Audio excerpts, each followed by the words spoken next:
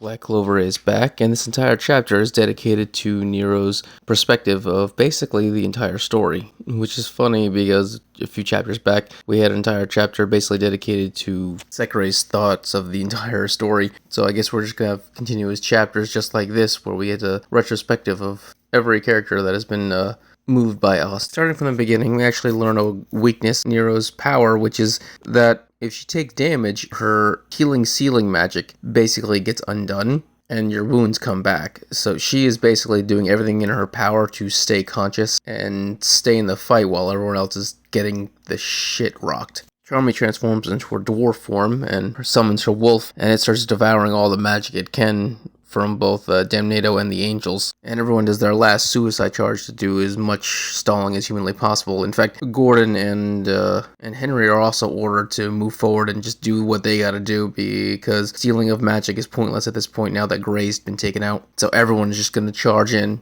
Charmy's wolf devours the Angels' laser beams, so this way she can take out the last two of them.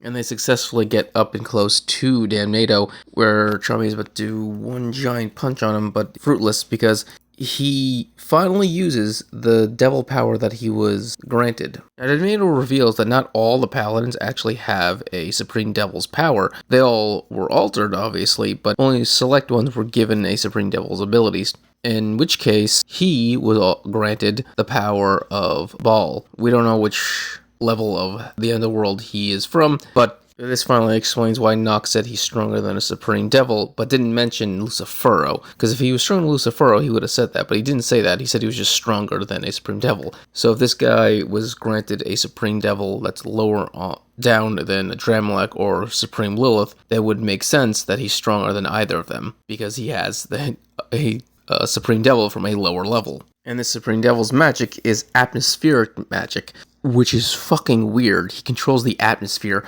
and Charmy explodes. Like, she's just riddled with slashes all over her body.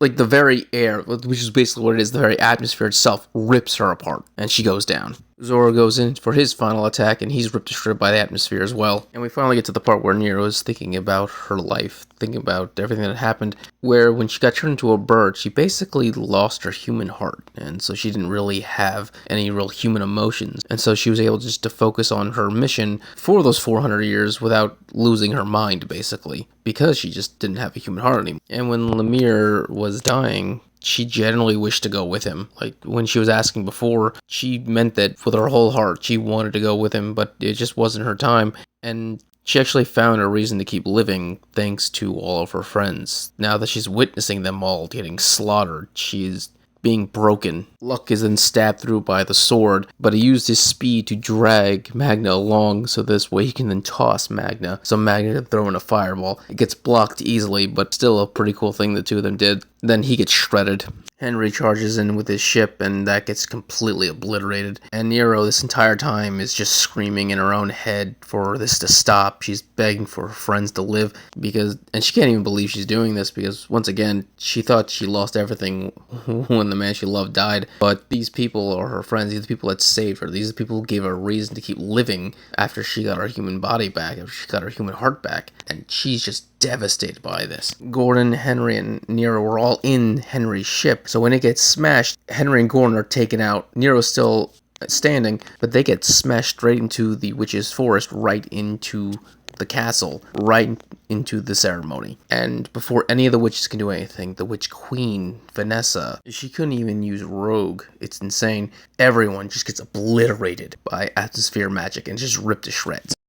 And she basically admits to herself and finally realizes the person that means the most to her now in this world is Asta. He's the one who got her all of these new friends. He's the one who basically showed her the kind of spirit that Lunir had. This is the person who's the most important person to her, and she wants him here now to save them, to be with her, to be with all of them. And she just desperately, finally cries out Asta's name.